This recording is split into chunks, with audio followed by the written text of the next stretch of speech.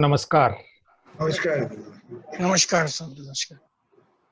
इससे पहले कि मैं स्क्रीन शेयरिंग पे जाऊं, मैं आपसे कुछ सवाल करना चाहूंगा और एक इसको सेकेंड, अगर सवाल करेंगे तो सबको को ऑन करना पड़ेगा, अनम्यूट करना पड़ेगा।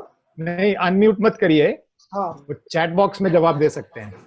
नहीं, हर किसी को चैट बॉक्स का आएगा नहीं, या तो वो हाथ ऊंचा करेगा तो मैं अनम्यूट कर दूंगा।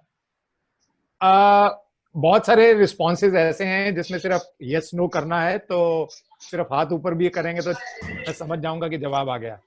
अच्छा, और जहां स्पेसिफिक कुछ पूछना होगा तो मैं पूछ भी दूंगा।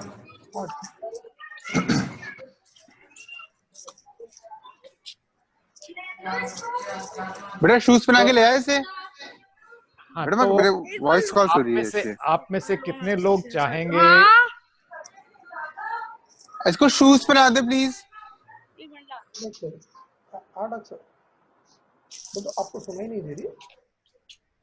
आपके लेफ्ट में जो है ना, म्यूट लिखा है, तो 2 बार क्लिक कीजिए। हाँ, अभी देखिए, अब बटन सुनिए जरा। अभी आप हाँ, ठीक है ना? नहीं सुनाई दे रहा। हेलो, ठीक है, ओके। हाँ जी, मैं अब शुरुआत कर रहा हूँ। हाँ सर, दादी से शूज पहना दो। ये कोई वो आ गया। बैकग्राउंड नॉइज आप म्यूट कर सकते हैं बाकियों को? हाँ, एक सेकेंड सर। तो ये प्रॉब्लम नहीं होती है कि ये म्यूट है ना, सभी लोगों को एक साथ करेंगे तो फिर पूरा बंद हो जाता है। इंडिविजुअली मैं करता हूँ। आप रन करिए डॉक्टर साहब, विक्रम साहब। हाँ जी, स्टार्ट कीजिए, नो प्रॉब्लम। हाँ जी। तो आप में से कितने लोग चाहेंगे कि आपकी लाइफ पे आपकी मास्टरी हो? आप सिर्फ अपना हैंड रेज कर सकते हैं, that will be response for me. सिर्फ हाथ भी उठाएंगे तो मुझे जवाब मिल जाएगा। दो पार्टिसिपेंट्स हाथ उठाते ओके, बाकियों को लाइफ मास्टरी नहीं चाहिए? हाँ, हम सबको लाइफ मास्टरी चाहिए, लेकिन मेरा अनुभव ऐसा रहा है कि हमें ये बहुत बार समझ नहीं आती कि लाइफ मास्टरी है क्या। तो मैंने अपनी लाइफ के एक्सपीरियंस से इस चीज को डिस्टिल करके ये प्रोग्राम क्रिएट किया। तो वही, जब उमेश जी से बात हुई, सुरेश जी से बात हुई, तो यही प्रोग्राम करने की बात हुई। तो मैं अपना थोड़ा शेयर करूंगा कि कहाँ पे फोकस की जरूरत है लाइफ में और क्या किया जा सकता है उसके बारे में, और फिर उसके बाद हम थोड़ा सवाल जवाब पे जाएंगे। और इससे पहले कि हम आगे बढ़ें, आप थोड़ा जानना चाहेंगे मेरी बैकग्राउंड के बारे में? हाँ डॉक्टर साहब। तो मैं अपना लाइफ, प्रोफेशनल लाइफ जो है वो स्टार्ट की स्टेट बैंक ऑफ इंडिया से। As a probationary officer join किया, और मुझे लगा कि बस लाइफ अब इसी के साथ समाप्त होगी। कि रिटायरमेंट के बाद की जो लाइफ है वो अपने हिसाब से, और सब बढ़िया चल रहा था। और अगर देखा जाए तो मेरे जो बैचमेट्स हैं इस समय टॉप मोस्ट पोजीशंस पे हैं स्टेट बैंक में, और शायद मेरे साथ भी ऐसा ही कुछ होता, लेकिन लाइफ का प्लान बहुत अलग होता है जो हमें एडवांस में पता नहीं चलता। तो मेरी जो पहले 16 साल की सर्विस थी वो मध्य प्रदेश में रही। अलग अलग जगह पे ट्रांसफरेबल जॉब रहती है, तो अलग अलग जगह पे घूमे। और फिर बैंक ने एक स्टेज पे आके महसूस किया कि इस बंदे को बैंक के ट्रेनिंग सिस्टम में डालना चाहिए। सो उन्होंने पहले मेरे को इंदौर के ट्रेनिंग सिस्टम में लिया, और फिर उसके बाद एक प्रमोशन और हो गया तो मेरे को हैदराबाद लेकर आ गए। हैदराबाद में स्टेट बैंक का one of the biggest establishments है। आप अगर जानते हो हैदराबाद को, तो होटल काकतीय के पास स्टेट बैंक का कॉलेज है। वहां पे मैंने 6 साल बिताए, बहुत अच्छा टाइम बीता, खूब सीखने को मिला। काम में मजा भी बहुत आया, इन्वॉल्वमेंट बहुत रही, और कहीं ना कहीं ये भी हो रहा था कि मैं लोगों की लाइफ को इन्फ्लुएंस कर पा रहा था, और अक्रॉस लेवल्स। हमारे वहां पे प्रोबेशनरी ऑफिसर से लेके जीएम सीजीएम्स तक आते थे ट्रेनिंग के लिए, और सबसे कनेक्ट हो पाता था, सबको इन्फ्लुएंस कुछ ना कुछ हो जाता था। तो फिर से जब एक ट्रांसफर ड्यू हुआ, करीब 6 साल के आसपास की बात है, तो मैं थोड़ा सा यूं समझिए कि दुविधा में रहा कि अब मैं क्या करूं। मैं वापस बैंकिंग में चला जाऊं जहां पे मुझे नहीं मालूम कि मुझे क्या करने को मिलेगा, या मैं कुछ ऐसा करूं जो मुझे अच्छा लगने लगा है, जिसमें मजा आने लगा है, और मुझे लगा कि मुझे यही करना चाहिए अब। तो निर्णय अल्टीमेटली ये हुआ कि 2009 में मैंने स्टेट बैंक छोड़ा 22 साल की सर्विस के बाद, और हैदराबाद में ही एक इंस्टीट्यूट और है, administrative staff college of India, Sanjay, वहां ज्वाइन किया। 2 साल वहां काम किया, उसके बाद लगा कि अब अपना काम शुरू करना चाहिए। पढ़ी है ना? और हाँ, वो लेके आ। और वो अपनी न्यूज वाली फाइल ढूंढ का है। तो 2 साल वहां काम करने के बाद मैंने सोचा कि अब अपना कुछ काम शुरू करना चाहिए, क्योंकि इच्छा बहुत समय से वैसी थी कि कुछ अपना करेंगे किसी स्टेज पे आके। लेकिन रिजाइन कर दिया वहां से। नोटिस पीरियड के बीच में ही मेरे को एक और ऑफर मिल गया, तो लगा कि कुछ देर और काम कर लें। आप लोग I think most of you जो हैं बिजनेस कम्युनिटी से हैं, हाँ सर। है ना? तो आप लोगों को मालूम है कि बिजनेस के चैलेंजेस क्या होते हैं, मुझे नहीं मालूम था। तो वो चैलेंजेस को फेस करने की मैंने सोचा चलो कुछ देर और टाल देते हैं, मंथली सैलरी की आदत पड़ी हुई है, उसी के साथ काम चलाते हैं कुछ टाइम और। तो करीब 2.5 साल एक और संस्था में काम किया, लेकिन फिर महसूस हुआ कि अगर तुम अपना काम करना चाहते हो तो कब करोगे।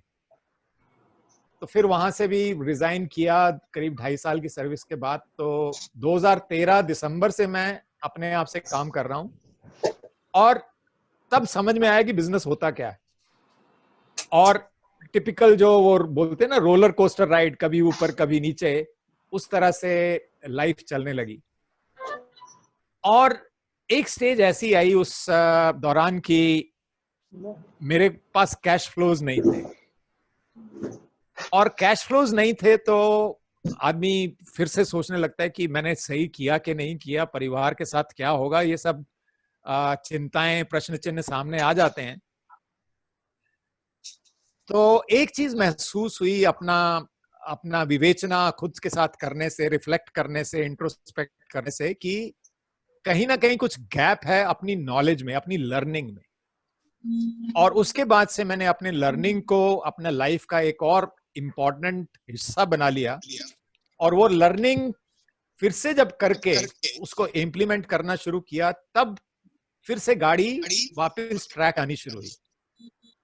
और उसी के बाद से मेरी अब इच्छा यही है कि जो चीज मैंने सीखी है वो मैक्सिमम नंबर ऑफ लोगों तक कैसे पहुंचाई जा सकती है। और अभी दिसंबर में एक मैंने प्रोग्राम अटेंड किया, तो वो डिजिटल लाइफ के बारे में, डिजिटल मीडिया को यूज करने के बारे में प्रोग्राम था। तो उस प्रोग्राम को अटेंड करने के बाद मेरे को ये महसूस हुआ, आपकी रीच बढ़ानी है तो आपको डिजिटल स्पेस में आना पड़ेगा।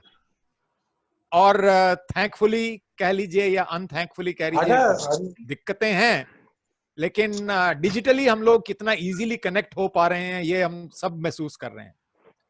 परसों बात हुई और आज हम ऑलरेडी करीब 48 लोग इस जूम मीटिंग में हैं। परसों ही बात हुई, डिसाइड हुआ, और आज हम लोग बात कर रहे हैं। तो ये पावर है डिजिटल स्पेस।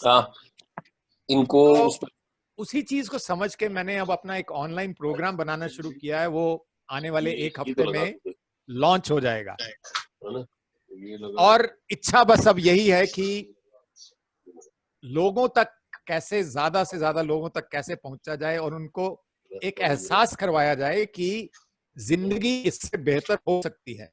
हम में से बहुत सारे लोग मस्त जिंदगी जी रहे होंगे, ऐसा मेरा मानना है, लेकिन बहुत सारे ऐसे भी हैं न्यूज वाली फाइल ढूंढ जिनका अपना अपनी न्यूज लगाई ना, हाईकोर्ट के वो ये बने, वो बने, फला बने, डबल जी बने। वो सर बहुत डिस्टर्ब हो रहा है, बीच में बंद कीजिए ना बात आपकी।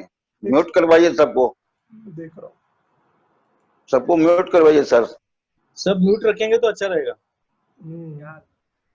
बीच बीच में डिस्टर्ब बहुत हो रहा है, और नोटिफिकेशन के लिए मना कीजिए कि नाम और गुड मॉर्निंग गुड इवनिंग बंद करें। हाँ जी, तो अब इच्छा यही है कि ज्यादा से ज्यादा लोगों तक पहुंचा जाए, क्योंकि जिंदगी बहुत बेहतर हो सकती है। एक पहलू जो मैंने नोटिस किया है कि हम में से बहुत लोगों की जिंदगी का एक हिस्सा बहुत बढ़िया है, लेकिन कोई एक हिस्सा जिसको बहुत ज्यादा ध्यान देने की भी बहुत जरूरत है। और लाइफ का आनंद तभी आता है जब जिंदगी के सभी हिस्से इक्वली इंपॉर्टेंस दिए जाते हैं और सब में हम ग्रो करें, और वो संभव है। तो मीनिंग क्या है लाइफ मास्टरी का? मेरे हिसाब से लाइफ मास्टरी का मीनिंग है होलिस्टिक अबंडेंस। होलिस्टिक अबंडेंस से मतलब ये है कि जिंदगी के हर एरिया में हम पॉजिटिव आउटकम्स एक्सपीरियंस कर रहे हैं। तो मैं इस पहलू पे जाऊंगा कि पॉजिटिव आउटकम्स क्या हो सकती हैं, वही पूरी डिस्कशन करनी है।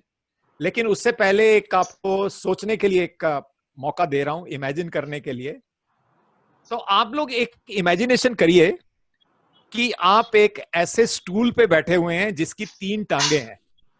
ये स्टूल टिपिकली आपको हॉस्पिटल्स में मिलते हैं। डॉक्टर पुरोहित इससे रिलेट कर पा रहे होंगे। उनके स्टूल्स टिपिकली हॉस्पिटल में जब पेशेंट बैठता है तो इसी तरह के 3 लेग्स होती हैं उसकी। क्यों होती हैं 3 लेग्स मुझे नहीं मालूम, लेकिन डिजाइन जनरली यही होता है। तो आप इमेजिन करिए कि आप एक ऐसे स्टूल पे बैठे हुए हैं और आपको महसूस होता है कि उसकी एक टांग अनइवन है। महसूस करिए कि उसकी एक टांग अनइवन है, लेकिन बैठना आपको फिर भी वही है। तो थोड़े समय में ही क्या क्या होने लगेगा। और अब मैं चाहूंगा कि अगर आप बोलना चाहें तो बोलिए, चैट में जवाब देना चाहें तो चैट में जवाब दीजिए। उमेश जी मेरे को पढ़ के बता सकते हैं क्या लिख रहे हैं लोग। कोई अगर जवाब देना चाहता है तो हाथ उठा के बताइए, तो हम आपकी बात सुनना चाहेंगे। विक्रम साहब, मैं ये क्वेश्चन है ना हर एक के स्क्रीन पे डाल सकता हूँ, वो आप ऑप्शंस दे सकते हैं, ABCD ऑप्शन दे सकते हैं क्या? वो लोग आंसर दे सकते हैं? नहीं नहीं, वो खुद से ही बताना पड़ेगा। अच्छा ठीक। हाँ, तो कोई अगर जवाब देना चाहें कि आप ऐसे स्टूल पे बैठे हुए हैं जहां जिसकी एक टांग अनइवन हो गई है और आपको उसी पे बैठना है, क्या क्या हो सकता है? शायद वहाँ तो महेश जी बताएंगे पहले, बताइए। हाँ, मैं ये बताना चाहूंगा कि अगर एक टांग बराबर नहीं है तो हम हमारा बैलेंस वो 2 टांगों के तरफ बना के रखेंगे जो सही है। तो फिर उससे क्या होगा? उससे हमको बैलेंस मिलेगा कि हम गिरेंगे नहीं। हाँ, बैलेंस मिलेगा, बराबर जी, बैलेंस मिलेगा, लेकिन टांगों पे क्या होगा? ठीक है, तो 2 टांगों पे ही वजन गिरेगा, एक टांग पे तो नहीं गिरेगा वजन। तो आपकी टांगों पे वो प्रेशर आने लगेगा, लेकिन फिर भी अगर आपको वहीं बैठना है तो वो टांगों से प्रेशर बढ़ता बढ़ता पीठ और पूरी बॉडी में प्रेशर आएगा और फिर वो अल्टीमेटली दिमाग में चला जाएगा। सही बात, तो लाइफ में इस समय हमारी लाइफ में ये हो रहा है, हमें एहसास नहीं हो रहा। हम किन्हीं 2 टांगों पे बैठे हुए हैं, लेकिन एहसास नहीं हो रहा कि तीसरी टांग को बराबर कैसे किया जाए। ठीक, अभी तक सब लोग मेरे साथ हैं ना? जी, चलिए, अब समझते हैं कि वो 3 टांगे कौन सी हैं और उनमें क्या क्या डिमांड्स हैं। लाइफ मास्टरी यही है सब। ये बगल वाला ऑफिस खोल और साहब को लेके जाओ, उधर से कोई फाइल लेंगे। ये कौन है बीच में? अरे इनको बंद करवाइए ना सर। नहीं, इनको बंद करवाइए। कौन बोल रहे हैं ये? इनको पता या बोलिए कि वो ऑफिस का काम करे अपने। ठीक है, साइलेंट हो गया। हाँ जी, तो हम अगर बात करें वो 3 एरियाज की, जहां जिसकी मैं बात कर रहा था पॉजिटिव आउटकम्स की, तो उसमें पहला एरिया है, सबसे इंपॉर्टेंट एरिया, मेरा ऐसा मानना है कि सबसे इंपॉर्टेंट एरिया है आप खुद। इंसान क्या है, इतनी दौड़ में लगा हुआ है कि सब चीज हासिल कर ली, लेकिन वो खुद को भूल जाता है उस प्रोसेस में। हम में से बहुत सारे लोगों ने क्या किया हुआ है कि हमने अपने आप को अपनी प्रायोरिटी लिस्ट में सबसे नीचे रखा हुआ है। हो सकता है ये बड़ी जनरल स्टेटमेंट हो, लेकिन ये सच्चाई बहुत सारों की जिंदगी में है। जो इंसान प्रायोरिटी लिस्ट में आपके सबसे ऊपर होना चाहिए, वो जाने क्यों प्रायोरिटी लिस्ट में सबसे नीचे चला गया है। सो पहली सबसे इंपॉर्टेंट एरिया है आप खुद। दूसरा इंपॉर्टेंट एरिया है आपके संबंध, आपके रिलेशंस। आपके रिलेशन कहां से स्टार्ट होते हैं? आपके परिवार से, आपके नेबर्स से, आपके काम पे जो लोग आते हैं उनके साथ, सोसाइटी में आप जिन लोगों के साथ उठते बैठते हैं उनके साथ। क्योंकि हम कहा जाता है कि इंसान एक सोशल एनिमल है, तो अल्टीमेटली रिलेशंस के थ्रू हमें बहुत कुछ प्राप्त होता है, बहुत कुछ हम अपने रिलेशंस के थ्रू, और बहुत सारी खुशियां हमारे रिलेशंस के ऊपर डिपेंडेंट रहती हैं। तीसरा जो इंपॉर्टेंट एरिया है वो है अपना काम। तो 3 ये इंपॉर्टेंट एरियाज हैं हमारी लाइफ के, जिन पे हमें ध्यान देने की जरूरत है। आप खुद, आपके संबंध, आपके आसपास जो लोग हैं उनके साथ आपके संबंध, और आपका काम। अब अगर थोड़ा सा आगे बढ़े इसमें, तो थोड़ा सा डिटेलिंग में जाएंगे। तो डिटेलिंग में जब हम जाते हैं तो पहले देखते हैं कि आप अपने आप में क्या क्या चीजें सही होने की जरूरत है। मैं थोड़ा सा ध्यान आप लोगों का उसकी तरफ लेके आऊंगा। तो अब इसका बनवा के दूंगे, इसका क्या बनवा के दूं? तो यहाँ प्रॉपर्टी यहाँ है ही नहीं, जो कुछ है प्रॉपर्टी का जुडिक्शन यहाँ जयपुर हाईकोर्ट लगेगा नहीं। अरे भाई साहब, शर्मा साहब, रिक्वेस्ट आपसे, इनको बंद कीजिए ना। नहीं, सबका म्यूट किया हुआ है। ये किनका भाई साहब का अभी वगैरह के थे ना सर, तो अगर आपको जरूरत पड़े तो देखिए, इन्हीं का है लगता है। ये किताबें कोई वकील साहब दिख रहे हैं। वकील साहब दिख सज्जन रहे हैं। है, ये कोई सज्जन है जो हाई कोर्ट की, जयपुर की और ऑफिस फाइल की, न्यूज फाइल की बात कर रहे हैं। तो वो शायद सुन रहे हो तो समझ जाएंगे। नहीं, उनको म्यूट करना आ रहा नहीं है, और उनका है। राजेश जी महर्षि है, राजस्थान हाई कोर्ट के एडीजे हैं। अच्छा अच्छा। तो राजेश जी थोड़ा म्यूट कर लीजिए प्लीज। हाँ जी। ओके। तो यही सब जिंदगी में चलता रहता है। नहीं कोई प्रॉब्लम। तो पहला सबसे जो इंपॉर्टेंट एरिया मैंने बोला कि आप खुद हैं, उसमें भी 3 अलग अलग एरियाज हैं जिन पे हमें ध्यान देने की जरूरत है। उसमें से पहला है आपकी फिजिकल सेहत, आपका शरीर। तो क्या वो सही कंडीशन में है कि नहीं, और उसको सही कंडीशन में रखने के लिए या उसको सही कंडीशन में लाने के लिए आप क्या एफर्ट कर रहे हैं, सबसे ज्यादा इंपॉर्टेंट एरिया है। क्योंकि इसके कई वजह हैं। क्योंकि सेहत अच्छी हो तो बाकी बहुत सारी चीजें सही रहती हैं, लेकिन अगर सेहत अपनी सही नहीं हो, आप एक सवाल कर रहा हूं आपसे, आपकी सेहत अगर अच्छी नहीं है तो क्या उसका असर आपके काम पे पड़ता है कि नहीं पड़ता? क्या जवाब होगा ज्यादातर लोगों का? पड़ता है। अगर आपकी सेहत अच्छी नहीं है तो क्या उसका असर आपके रिलेशंस पे पड़ेगा कि नहीं पड़ेगा? पड़ेगा। तो इसलिए सेहत को सही रखना हमारी पहली जिम्मेदारी है। और कहा जाता है हमारे शास्त्रों में कि अपना शरीर एक मंदिर की तरह है, उसको मंदिर की तरह ट्रीट करना चाहिए, उसका मंदिर की तरह ध्यान रखना चाहिए। लेकिन क्या हम लोग करते हैं उसके लिए? सफिशिएंट करते हैं कि नहीं करते, मुझे नहीं मालूम।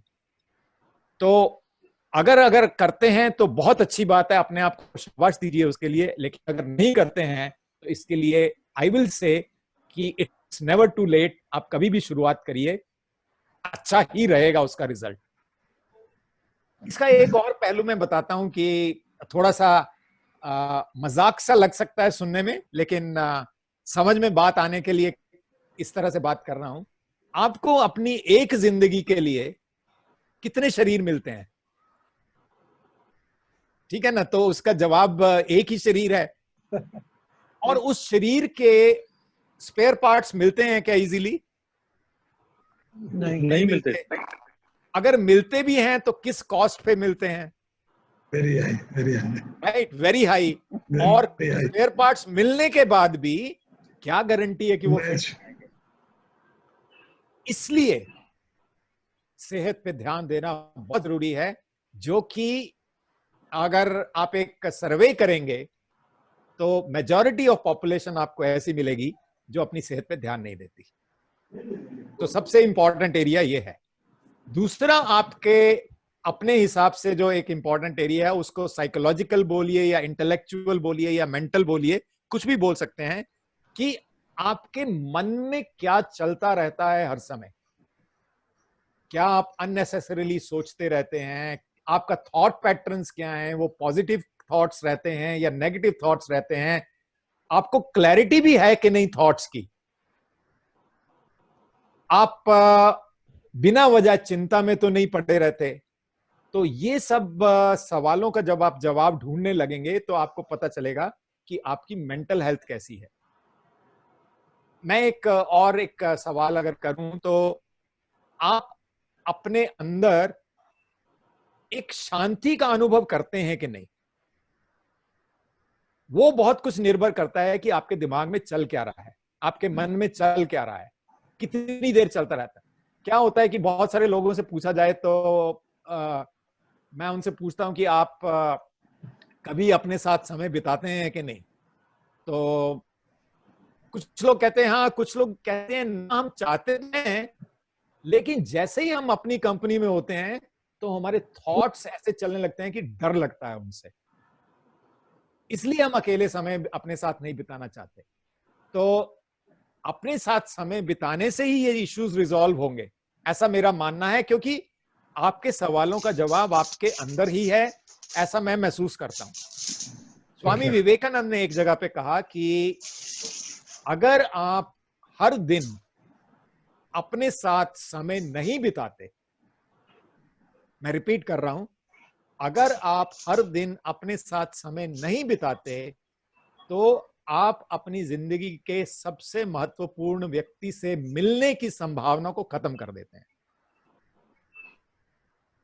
यदि आप अपने साथ समय नहीं बिताते तो आप अपनी जिंदगी के सबसे महत्वपूर्ण व्यक्ति के साथ वार्तालाप करने की जो एक संभावना है उसको खत्म कर देते हैं।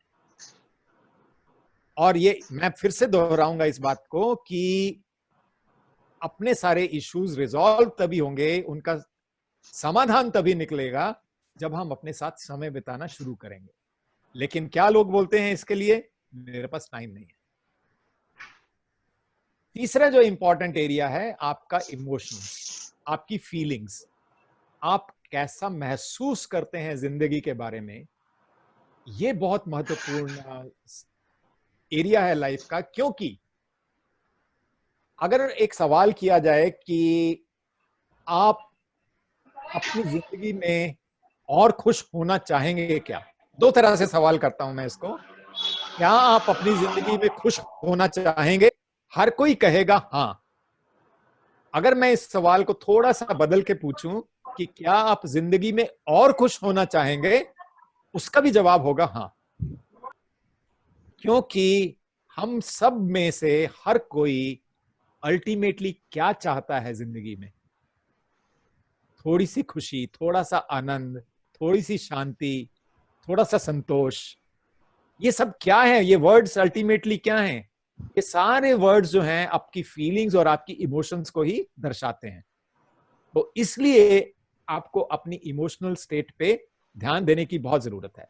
अब एक चीज और कह के इस पार्ट को मैं समाप्त करूंगा। एक चीज और महसूस करनी और रियलाइज करना बहुत जरूरी है कि फिजिकल, मेंटल और इमोशनल साइड जो हैं आपकी लाइफ की, वो सारी आपस में जुड़ी हुई हैं, अलग नहीं है। वो आपकी फिजिकल स्टेट आपकी इमोशंस को इफेक्ट करती है, आपकी इमोशनल स्टेट आपकी मेंटल स्टेट को इफेक्ट करती है, और ये सब चलता रहता है। सिस्टम ही ऐसा बना हुआ है।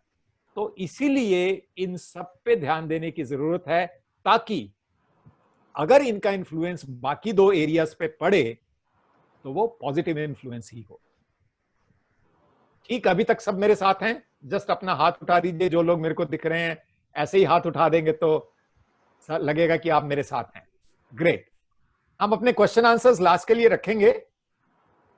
सेकंड एरिया जो है आपकी लाइफ का, जो इंपॉर्टेंट एरिया है, वो है आपके संबंध, आपके रिलेशंस कैसे हैं।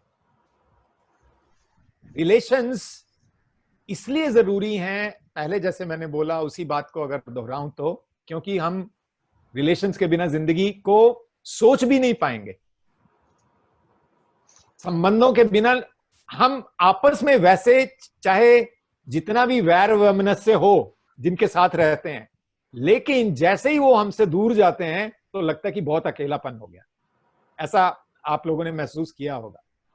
तो रिलेशंस के बिना इंसान अपनी जिंदगी को महसूस नहीं कर सकता। ये कहा जाता है कि अगर हम लीगल साइड की तरफ चलें तो डेथ की पेनल्टी से भी ज्यादा पेनफुल जो पेनल्टी महसूस होती है उसको बोला जाता है सॉलिटरी कन्फाइनमेंट।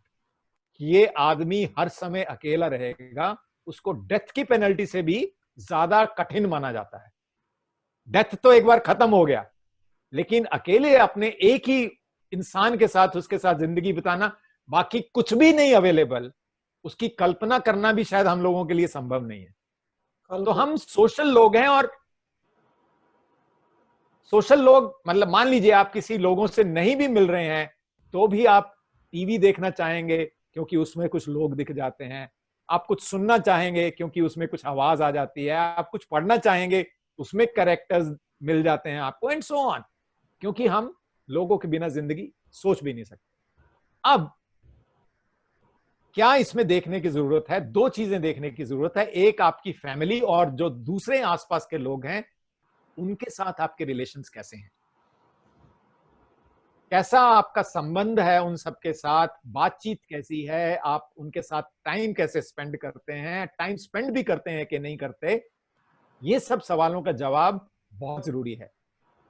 मैं क्लास में इसको एग्जांपल दिया करता हूं जब अपने सेशंस लेता हूं कि बहुत सारी फैमिलीज में ऐसा है, इसलिए बोल रहा हूं, और मैं चाहूंगा कि आप में से किसी के साथ ऐसा ना हो, लेकिन एग्जाम्पल दे रहा हूं आपको थोड़ा सा सोचने के लिए।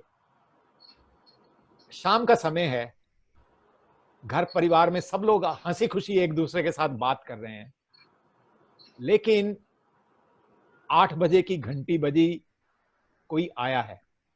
सबको समझ में आ जाता है कि इस समय घर कौन लौट के आता है। वो 8 हो सकता है, वो 9 हो सकता है, कुछ भी मान लीजिए। और जैसे ही वो घंटी बजती है उसके बाद घर में एकदम सन्नाटा हो जाता है। होता है कुछ परिवारों में, आपने सुना है कि कुछ होता है, ऐसा होता है, इसलिए बोल रहा हूं। तो रिलेशंस, और एक ही मैसेज यहां पे मैं देना चाहूंगा कि रिलेशंस जो हैं, रिलेशंस तभी ग्रो करते हैं जब आप उन रिलेशंस में इन्वेस्ट करते हैं। और इन्वेस्टमेंट से मतलब, आप बिजनेस के लोग हैं तो सिर्फ मनी के बारे में मत सोचिएगा।